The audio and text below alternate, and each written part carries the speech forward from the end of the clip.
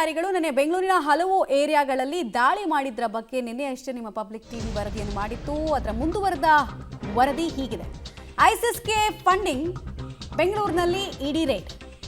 ಬೆಂಗಳೂರಿನಲ್ಲಿ ಇಡಿ ದಾಳಿ ಕಂಟಿನ್ಯೂ ಆಗ್ತಾ ಇದೆ ಅನ್ನೋದು ಗೊತ್ತಾಗ್ತಾ ಇದೆ. ದಾಳಿ ವೇಳೆ ಸ್ಫೋಟಕ ಮಾಹಿತಿಗಳು ಕೂಡ ಲಭ್ಯ ಆಗ್ತಾ ಇದೆ. ಧರ್ಮದ ಹೆಸರಲ್ಲಿ ಹಣ ಸಂಗ್ರಹವನ್ನ ಒಂದು ಟ್ರಸ್ಟ್ ಮಾಡ್ತಾ ಇತ್ತು. ಯಾರ್ಯಾರು ಈ ರೆಡಿಕಲೈಸ್ಡ್ ವ್ಯಕ್ತಿಗಳಿರ್ತಾರೆ ಅವ್ರ ಕೈಯಿಂದ ಇಕ್ರಾ ಹಾಗೂ ಜೆಎಂಎಫ್ ಟ್ರಸ್ಟ್ನ ಮುಖಾಂತರ ಹಣ ಸಂಗ್ರಹ ಆಗ್ತಾ ಇತ್ತು. ಮತಾಂತರ, ಕುರಾನ್ನ ಪ್ರತಿ ಹಂಚೋದಕ್ಕೆ ಸಂಗ್ರಹವಾದ ಹಣವನ್ನ ಬಳಕೆ ಮಾಡ್ತಾ ಇದ್ರು ಅನ್ನೋದು ಗೊತ್ತಾಗ್ತಾ ಇರೋ ಮಾಹಿತಿ.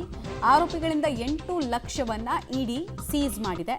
ಆರೋಪಿಗಳು ವಿದೇಶದಲ್ಲೂ ಕೂಡ ಅಸೆಟ್ಗಳನ್ನು ಮಾಡ್ಕೊಂಡಿದ್ರು ಅನ್ನೋದು ಇಡೀ ದಾಳಿಯಲ್ಲಿ ಪ್ರಮುಖವಾಗಿ ಗೊತ್ತಾಗ್ತಾ ಇರುವಂತಹ ಅಂಶ. ಕುರಾನ್ ಸರ್ಕಲ್ ಅಂತ ಒಂದು ಗುಂಪು ಮಾಡ್ಕೊಂಡಿತ್ತು. ಅದರ ರಿಲೇಟೆಡ್ NIA ಕೆಲವರನ್ನು ಅರೆಸ್ಟ್ ಮಾಡಿದ್ರು. ಕುರಾನ್ ಸರ್ಕಲ್ ಅಂತ ಇದು ಹೇಗೆ ಕೆಲಸ ಮಾಡ್ತಿತ್ತು ಅಂತಂದರೆ, ಇಕ್ರಾ ಕ್ಯಾಂಪ್ ಅಂತ ಒಂದು ಮಾಡಿ ಅಲ್ಲಿ ಸ್ವಲ್ಪ ಯಾರ್ಯಾರು ಈ ಎಕ್ಸ್ಟ್ರೀಮಿಸ್ಟ್ಗಳಿದ್ದಾರೆ ಅವ್ರನ್ನ ಐಡೆಂಟಿಫೈ ಮಾಡೋದು, ಅವ್ರಿಗೆ ಟ್ರೈನಿಂಗ್ ಕೊಡೋದು, ಅವ್ರನ್ನ ಸಿರಿಯಾಗಿ ಕಳಿಸೋದು, ಅಲ್ಲಿಂದ ವಾಪಸ್ ಬಂದು ಭಾರತದಲ್ಲಿ ವಿಧ್ವಂಸಕ ಕೃತ್ಯ ಮಾಡೋದು, ಇದು ಕುರಾನ್ ಸರ್ಕಲ್ ಮಾಡಿಸ್ತಾ ಇದ್ದ ಕೆಲಸ. ಡೀಟೇಲ್ಸ್ ಕೊಡ್ತಾರೆ ಮುರಳಿ. ಇವತ್ತಿನ ಇಡಿ ರೈಡ್ ಎಲ್ಲಿ ಕಂಟಿನ್ಯೂ ಆಗ್ತಿದೆ, ಹೇಗೆ ಕಂಟಿನ್ಯೂ ಆಗ್ತಿದೆ, ಏನೇನು ವಿಚಾರಗಳು ಹೊಸದಾಗಿ ಗೊತ್ತಾಗ್ತಿದೆ?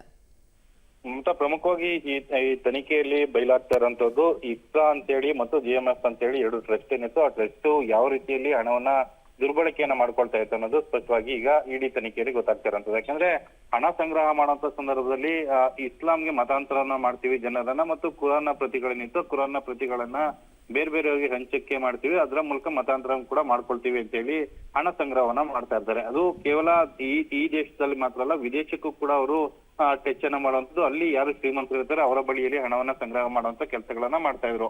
ಆದ್ರೆ ಆ ಹಣವನ್ನ ಸಂಗ್ರಹ ಮಾಡಿದಂತವ್ರು ಕುರಾನ್ನ ಪ್ರತಿಯನ್ನಾಗ್ಲಿ ಅಥವಾ ಏನು ಮತಾಂತರ ಮಾಡುವಂತದ್ದಾಗ್ಲಿ ಯಾವುದನ್ನು ಕೂಡ ಮಾಡ್ತಾ ಇರ್ಲಿಲ್ಲ. ಕೇವಲ ಇವರು ಯಾರು ಈ ರೀತಿಯಲ್ಲಿ ಏನು ದ್ವೇಷ ಭಾವನೆಯನ್ನ ಹೊಂದ್ಕೊಂಡಿದ್ದಾರೆ ಅಥವಾ ಇನ್ನೊಂದು ಧರ್ಮದ ವಿರುದ್ಧ ಹೋರಾಟವನ್ನು ಮಾಡ್ಬೇಕು ಅಂತೇಳಿ ತೀರ್ಮಾನವನ್ನ ಮಾಡಿರ್ತಾರೆ ಅಂತ ಯುವಕರನ್ನ ಗುರುತಿಸುವಂಥದ್ದು ಮತ್ತು ಅವರನ್ನ ಸಿರಿಯಾಕ್ಕೆ ಕಳಿಸುವಂಥದ್ದು, ಸಿರಿಯಾದಲ್ಲಿ ISIS ಮಾಡಲ್ಗೆ ಸೇರ್ಕೊಳ್ಳುವಂಥದ್ದು, ಮತ್ತೆ ಭಾರತಕ್ಕೆ ಬಂದು ವಿಧ್ವಂಸಕ ಕೃತ್ಯಗಳನ್ನ ಯಾವ ರೀತಿಯಲ್ಲಿ ಮಾಡ್ಬೇಕು, ಅದಕ್ಕೆ ಹಣವನ್ನ ದುರ್ಬಳಕೆಯನ್ನ ಮಾಡ್ಕೊಳ್ತಾ ಇದ್ರು ಅನ್ನೋದ್ರ ಬಗ್ಗೆ ಕೂಡ ಈಗ ಮಾಹಿತಿಗಳು ಸಿಗ್ತಾ ಇರುವಂತದ್ದು. ಯಾಕಂದ್ರೆ NIA ದಾಳಿ ಮಾಡಿದ ಬಳಿಕ ಇಕ್ರಾ ಟ್ರಸ್ಟ್ ಏನಿತ್ತು ಅದನ್ನ ಕ್ಲೋಸ್ ಅನ್ನ ಮಾಡ್ತಾರೆ. ಕ್ಲೋಸ್ ಅನ್ನ ಮಾಡಿದ ಬಳಿಕ ಮತ್ತೆ ಅವರ್ ನೇಷನ್ ಫಂಡ್ ಅಂತ ಹೇಳಿ ಮತ್ತೊಂದು ONF ಅಂತ ಹೇಳಿ ಮತ್ತೊಂದು ಟ್ರಸ್ಟ್ ಅನ್ನ ಓಪನ್ ಮಾಡ್ಕೊಂಡಿದ್ರೆ ಅದರಲ್ಲೂ ಕೂಡ ಹಣ ಸಂಗ್ರಹವನ್ನ ಮಾಡ್ತಾ ಇದಾರೆ.